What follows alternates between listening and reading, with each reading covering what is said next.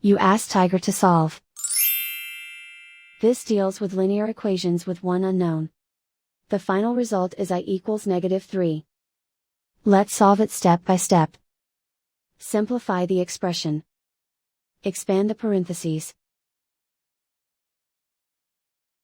Group like terms. Simplify the arithmetic. Group all constants on the right side of the equation. Subtract 9 from both sides. Simplify the arithmetic.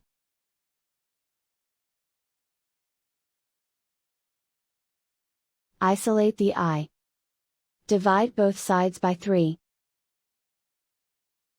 Simplify the fraction. Find the greatest common factor of the numerator and denominator. Factor out and cancel the greatest common factor.